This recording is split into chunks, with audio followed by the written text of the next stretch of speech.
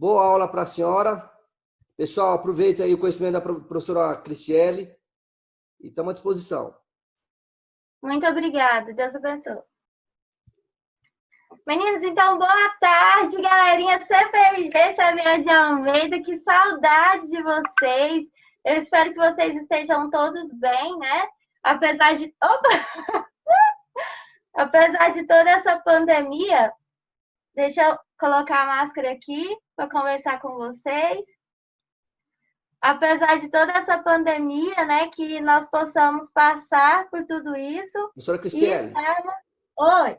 A senhora, como a senhora está sozinha, está obedecendo todos os critérios, nada impede da senhora ficar sem máscara aí, tudo bem?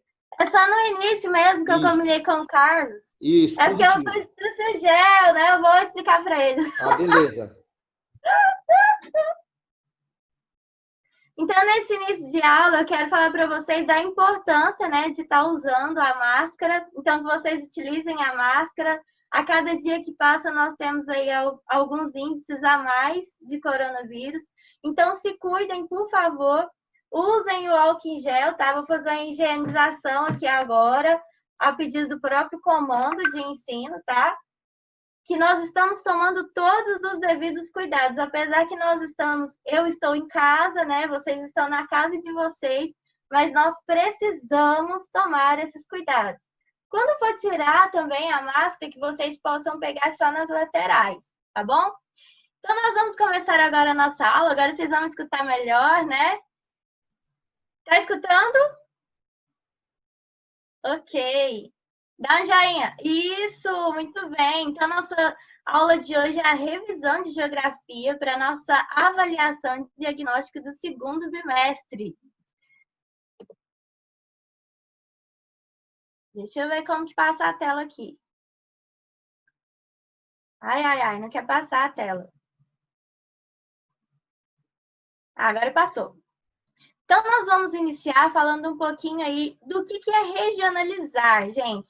Regionalizar, então, significa dividir o Brasil utilizando alguns critérios. Quando eu falo de regionalizar, então, vocês devem ter percebido que nas últimas videoaulas que eu mandei para vocês, nós temos divisões do Brasil de diversas formas. E essas formas não são por acaso. Cada divisão tem um critério que foi adotado ou pelo IBGE ou por um geógrafo que estava ali responsável por fazer uma divisão. E cada divisão tem as suas características. Então, nós temos quantos tipos de regionalização atualmente? São 4 tipos de regionalização. Então, eu trouxe aqui para vocês a regionalização do IBGE oficial, a regionalização utilizando os domínios morfoclimáticos, a regionalização geoeconômica, ou geoeconômicas no plural, tanto faz, regionalizações ou regionalização, tanto faz, tá bom? Os 4 Brasis de Milton Santos. Então, falando um pouquinho rapidinho de cada um deles, e depois nós vamos adentrar aí mais especificadamente, a regionalização do IBGE é a regionalização oficial do Brasil. IBGE, para quem não sabe, Instituto Brasileiro de Geografia e Estatística. Estatística vem de dados quantitativos, tá bom, galera? Quantitativos, quantidade de pessoas que morrem, quantidade de pessoas que nascem em um determinado ano, em um determinado lugar, né? País e cidade até. Domínios morfoclimáticos. Quando eu falo de domínios morfoclimáticos, eu estou falando morfo, vem de morfologia. Ou seja, lembra do relevo, que tem o relevo plano, com altitude mais elevada. Então, eu estou falando de morfologia, ou seja, relevo ligado ao clima. Dependendo do relevo de um local e do clima de um local, eu vou ter o quê? Um tipo de vegetação. Então, a vegetação é chamada de domínios. Domínios morfoclimáticos é o tipo de vegetação que tem em cada lugar do Brasil. Quem fez essa regionalização? Assis Absaber, um geógrafo renomado também, tá bom? Regionalizações geoeconômicas. Foi o Pedro Pichas, então, que fez essa regionalização. Pedro Pichas também era um geógrafo, né? E ele buscou uma forma diferente de regionalizar o Brasil, o próprio nome já fala, geoeconômicas. Geo vem de geografia, econômica vem de economia, de dinheiro. Tem regiões no Brasil que são mais ricas, regiões que são mais pobres, certinho? Os 4 Brasis de Milton Santos. O próprio nome já fala 4, então são 4 divisões que tem nessa visão do Milton Santos, que é uma visão técnico-científica e informacional, tá bom? Vamos lá para a próxima tela. Olha a regionalização do IBGE aí para vocês, que legal, olha. Nós temos quantas regiões aí mesmo? Interage comigo, agora eu quero ouvir. Ou coloca a mão. Quantas regiões? Ah, muito bem, Luísa. Isso, Daniel, 5 regiões, muito bem. Então, nós temos 5 regiões na regionalização do IBGE, que é a região Norte, a região Nordeste, a região Centro-Oeste, a região Sudeste e a região Sul. Vocês vão perceber que esse mapa está bem nítido para vocês. Quais são os estados que compõem cada região? O estado aí de Goiás, Mato Grosso do Sul, por exemplo, compõe a região Centro-Oeste, que é onde nós moramos. Não pode esquecer disso, hein? Pode ser uma perguntinha da avaliação diagnóstica. Tchim, tchim, tchim, tchim, tchim, tchim. Vocês vão acertar, né? Não é possível? Então tá, eu trouxe algumas imagens para vocês. Nós temos aí, no canto aí do Nordeste, nós temos uma... Bem aqui, vocês conseguem... Deixa eu ver aqui. Vocês conseguem ver o meu mouse? Movimentando aqui? Sim? Então, que legal. Essa fotografia aqui é a fotografia da araucária. É uma planta lá da região sul do país. É uma planta que fica bem aqui, assim, ó, no Paraná, Santa Catarina e no Rio Grande do Sul. Opa, passou a tela, sem querer, desculpa. Aqui nós temos as cataratas de Foz do Iguaçu, as cataratas que ficam aqui, ó, nessa região aqui do Paraná. Nós temos aqui também uma fotografia de desigualdade social, que demonstra aqui para vocês... Opa, o mouse sumiu. Que demonstra aqui para vocês, ó, tá vendo essa fotografia que tem uma favela e que tem um prédio chique, luxuoso? Essa fotografia aí do Rio de Janeiro. Então, o Rio de Janeiro tá aqui, ó, na região sudeste, tá bom? Banhado, então, aí pelo Oceano Atlântico, tem praia, tá? Praia de Copacabana, né? Inclusive, aqui eu trouxe para vocês, ó, o pão de açúcar, que não é de comer... Mas é aqui, ó, uma elevação que tem do território, uma elevação da superfície do território do Rio de Janeiro, tá bom? Aqui também, ó, é uma imagem do Rio de Janeiro, chama Pão de Açúcar, tá bom? Agora eu trouxe aqui para vocês também a imagem de o Jardim Botânico que é lindo, fica em Curitiba, aqui, ó, Paraná. Eu já fui lá, é maravilhoso. É mais bonito do lado de fora do que do lado de dentro, porque do lado de dentro é uma estufa de vidro cheia de plantas, mas é um lugar bem interessante que funciona como turismo lá no Paraná. Aqui eu tenho a Avenida Paulista, em São Paulo, para vocês, que fica aqui na região sudeste. Vitória Régia, que eu tenho aqui, que são essas plantas que ficam aquáticas, que são típicas da região amazônica, tá? E são plantas flutuantes. Eu trouxe um pouquinho de cada lugar aqui para vocês. Agora eu tenho aqui uma imagem, deixa eu ver se eu consigo arrastar isso daqui, porque está em cima. Aí. A imagem de uma praia. Aqui, ó, gente, essa imagem dessa praia aqui fica ao longo do nosso litoral. Ou seja, o litoral que nós temos, que vai desde aqui, ó, o Maranhão, até o litoral que tem aqui, ó, do Rio Grande do Sul. Ao longo do mapa do Brasil, nós temos, então, o Oceano Atlântico banhando essas localidades. Certinho? Podemos passar para frente? Dá um joinha.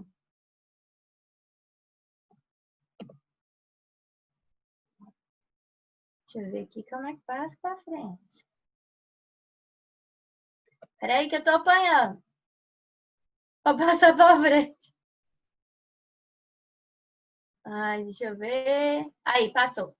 Será que não passou demais? Aí, agora foi. Região Norte. A região norte do Brasil, nós temos vazios demográficos. Mas onde que fica a região norte, professora? Lá na região amazônica. A região amazônica tem poucas pessoas e tem muito território vazio. Então, chama-se vazios demográficos, locais que não têm pessoas. Demográficos vem de demografia. É a ciência que estuda, então, a população. Na região norte, na região amazônica ali, né? Nós temos em torno de 4 pessoas, 4 habitantes por quilômetros quadrados. Mas em relação ao Brasil inteiro, gente, olha aqui para vocês verem. Parece que dá para mim pintar aqui, né? Ó. Uai, como é que eu fiz isso? Como é que eu pintei? Pintei a tela. Então, vamos lá, continuando. Eu tenho 4 pessoas na região norte por quilômetros quadrados. Em relação ao Brasil, nós temos 22,4 pessoas por quilômetros quadrados. Ou seja, nós temos poucas pessoas na região norte, morando na região norte, em relação ao Brasil inteiro, né? Porque para 22, 4, em relação a 22 pessoas, caberia muito mais pessoas na região norte do que tem hoje em dia. A regionalização do IBGE é utilizada em censos demográficos e projeções econômicas.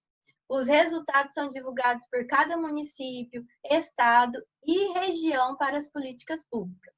Então, gente, a regionalização do IBGE é a regionalização mais utilizada para os municípios. Por exemplo, como que eu vou saber quantas pessoas que tem no meu município? Através do IBGE, essa regionalização que tem. Quantas pessoas que tem na região centro-oeste? Só através do IBGE que eu vou saber. Essa quantificação que o IBGE faz, essa somatória. O centro-oeste e o sudeste possuem uma grande urbanização que sempre se destacou na média geral do Brasil. Então, o centro-oeste, onde nós moramos, né? Goiás, Mato Grosso do Sul, e o sudeste, São Paulo, Minas Gerais, Rio de Janeiro e Espírito Santo, são as regiões aí, então, que tem uma média, que tem mais urbanização no Brasil, mais pessoas morando no Brasil. Urbanização quer dizer grande quantidade de população, o aumento dessa população. Gente, essa tela está escrevendo sozinha, não sou eu, ó. Minhas mãos estão aqui. Eu não sei o que está acontecendo, não. Mas vamos continuar nossa professora, aula. Por favor, os senhores alunos, o Tenente Santana está falando, está sendo gravado tudo aqui, todas as conversas, as telas. Então, peço por gentileza, vocês não estarem utilizando esses recursos para poder rabiscar a aula aqui da professora Cristiele. Ah, são eles? Tem alunos que eu compartilhei aqui, então eu peço para eles não estar rabiscando. Tem alunos que podem estar fazendo isso aí. Por gentileza, senão depois nós temos que tomar as providências. Eu espero que não seja necessário isso. De manhã nós tivemos live e não foi necessário tomar nenhuma providência. Espero que vocês se comportem. Professor, se a senhora quiser, eu acho, como está gravando, eu acho viável a senhora pegar, fechar essa apresentação e abrir novamente para poder sair esses riscos. Ah, como que eu faço? Eu vou passar a senhora novamente para a anfitriã, depois a senhora retorna para mim. Tá.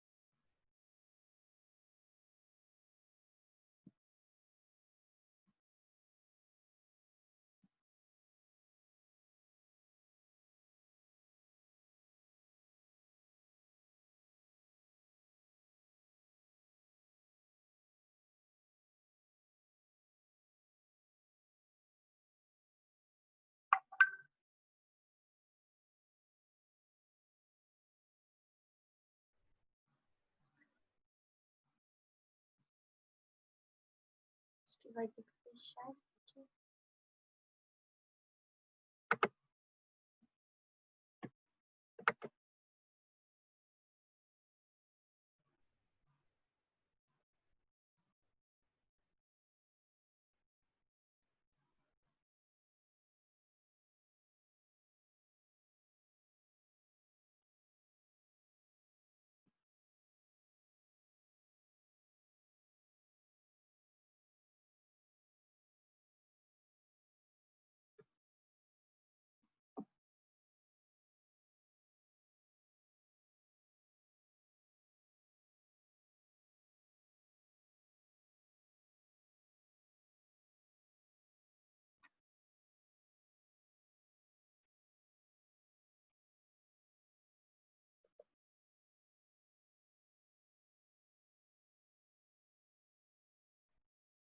Prontinho.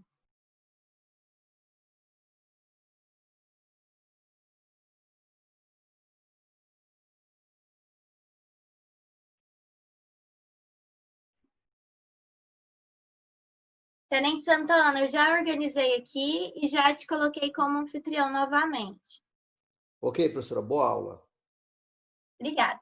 Meninos, como o Tenente Santana ressaltou, eu gostaria que vocês ajudassem, porque essa aula está sendo então gravada, e que vocês possam se comportar, não mexam na tela por gentileza, tá bom? Que nossa aula possa ter um aproveitamento positivo. Eu estou aqui para trocar informações com vocês. Estou com muita saudade e espero que seja uma aula produtiva. Então, nós vamos continuar falando de algumas curiosidades, então, dessas divisões que ocorrem no Brasil. Falando um pouquinho aí do Centro-Oeste e do Sudeste, então, eu estava falando e retomo a minha fala, que o Centro-Oeste, onde nós moramos, e o Sudeste são regiões do Brasil onde tem o maior número de pessoas, ou seja, onde ocorre o maior processo de urbanização, crescimento da população. O Nordeste também enfrenta as secas com a escassez de água. Quando eu falo de escassez de água, eu estou falando de falta de água. Realmente, no Nordeste, as pessoas sofrem com essa falta de água. Apesar dessa falta de água potável, água que as pessoas podem consumir, é um local com praias maravilhosas, que são visitadas por milhões de pessoas o ano inteiro, onde move a economia do nosso litoral, onde move o turismo do nosso país, certinho? Apesar de ter essa escassez de água, então eu quero mostrar para vocês que o Nordeste também gira uma quantidade muito grande de capital financeiro, ou seja, dinheiro nesse turismo gerado no nosso litoral. O IBGE levou em conta, então, as características físicas, ou seja, relevo, vegetação, e as características humanas, como que é essa sociedade, quais são as características humanas dessa sociedade, o jeito de falar, que vem a cultura também, a economia desses locais aí, a divisão levou em conta, então, aspecto físico, humano, cultural e econômico. Posso passar para frente? Dá o joinha. Então, vamos lá. Na hora que eu clico aqui, não vai, gente. Vamos tentar pela tela.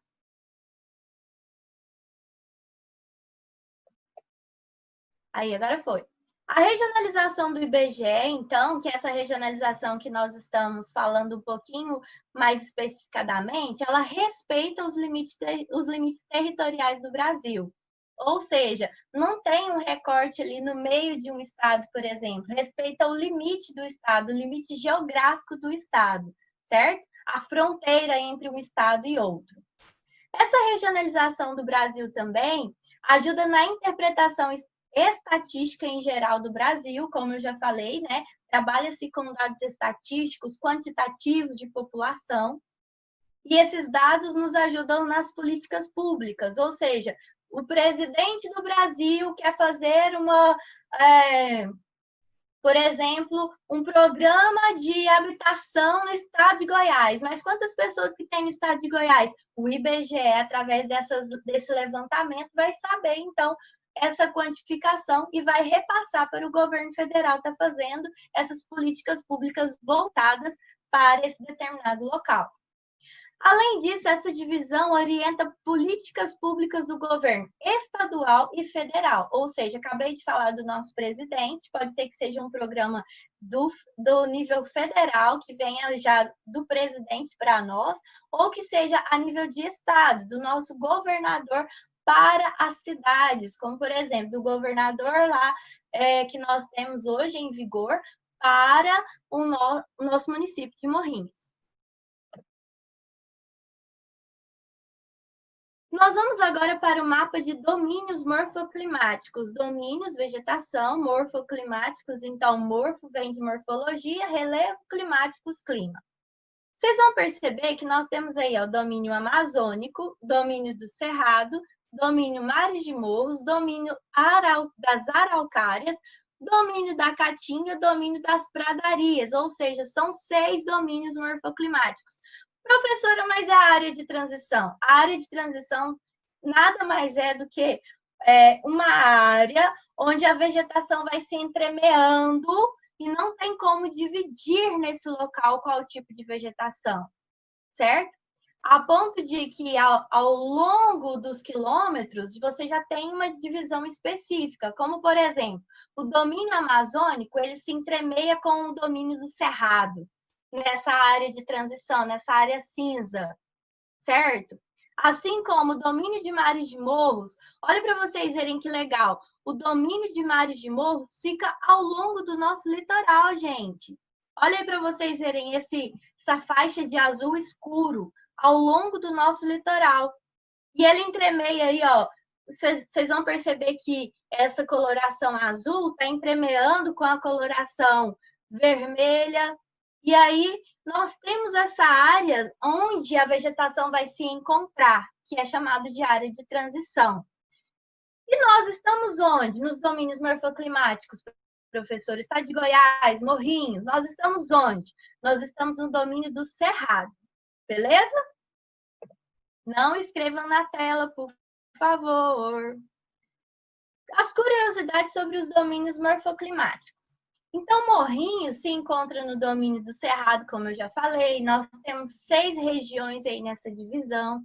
Quais são os elementos que levam em conta nessa divisão? Vegetação, clima, solo e relevo. Ou seja, cada domínio daquele tem um tipo de vegetação, tem um tipo de clima, tem um tipo de solo, tem lugar que é solo mais arenoso, tem local que é solo mais argiloso, tem local que o relevo é mais rebaixado, tem local que o relevo é mais ondulado, com altitude mais elevada, ou plano, beleza?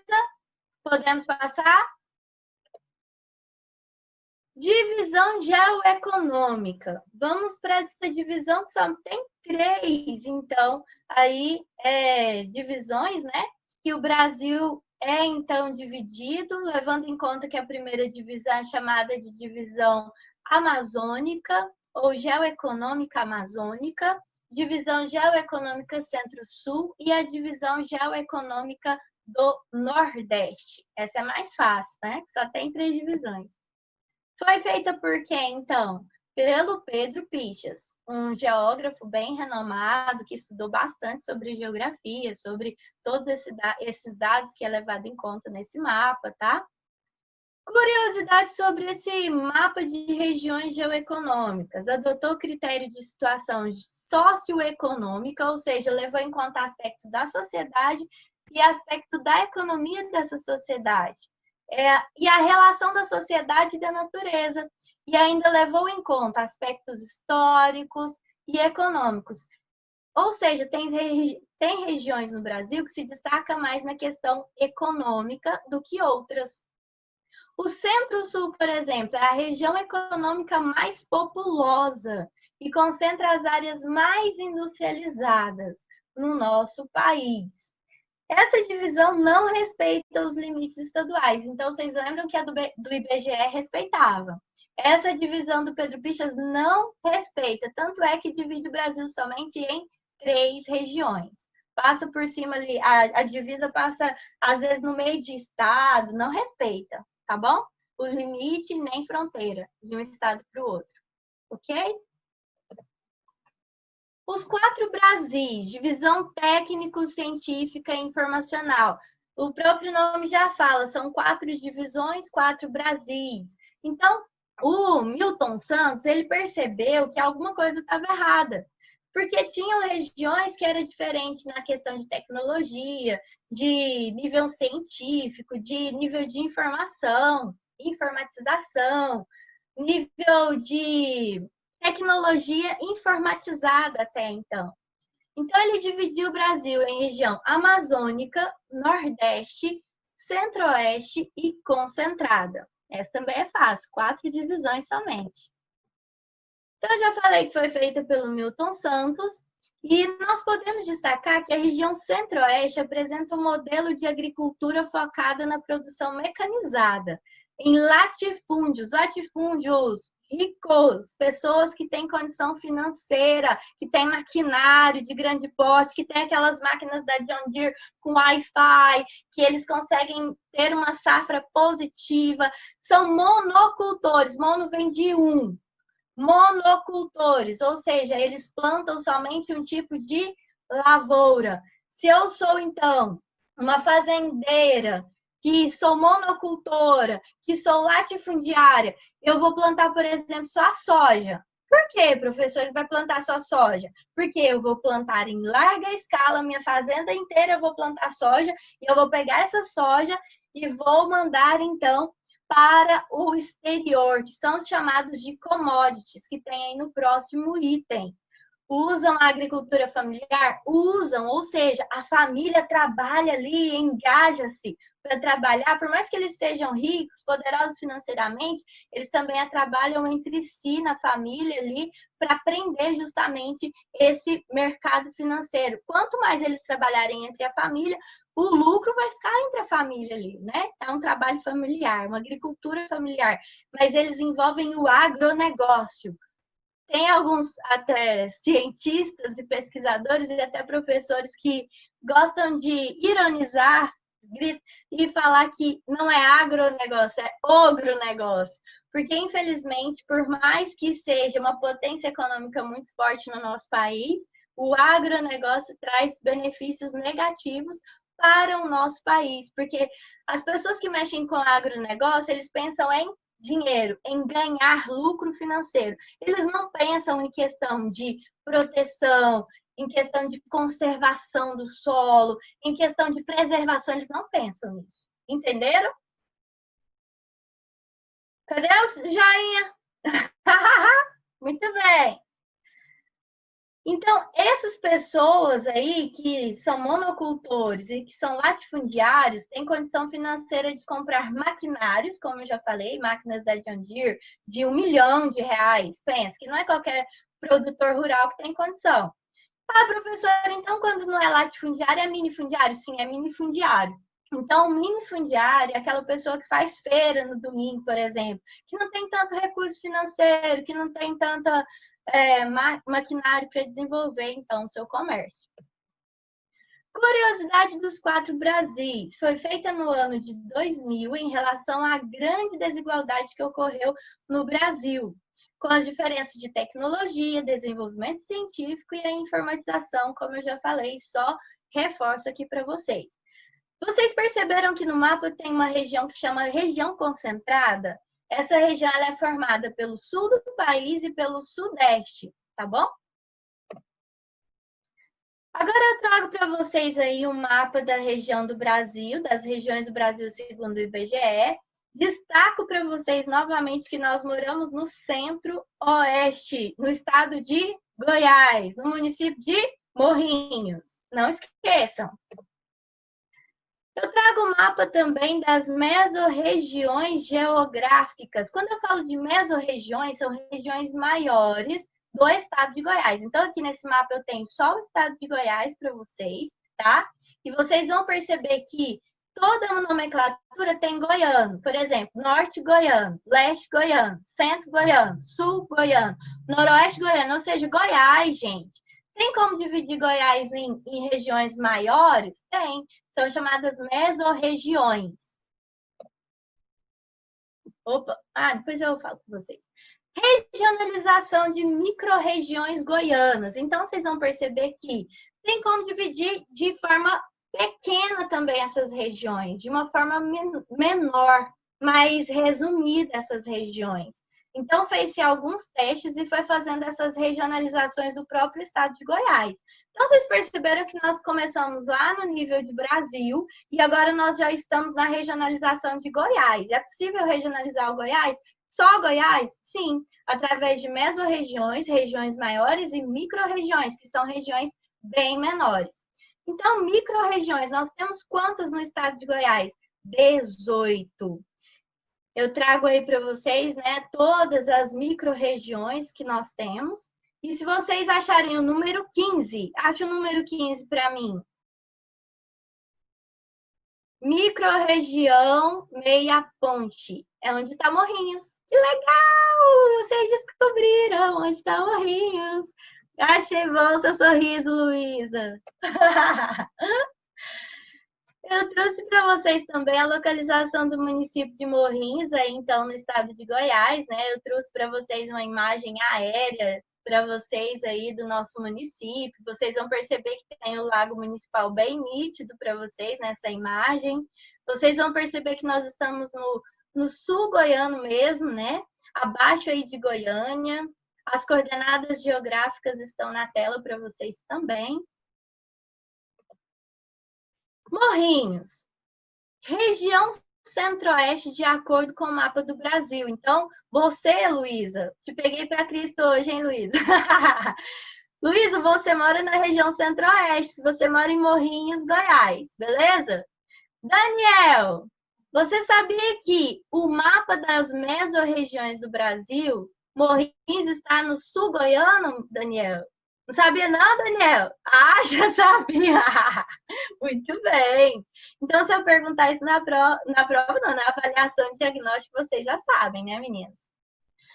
Já no mapa de micro-regiões goianas, o município de Morrinhos se localiza na micro-região Meia Ponte, que é aquela número 15 que nós acabamos de localizar no mapa.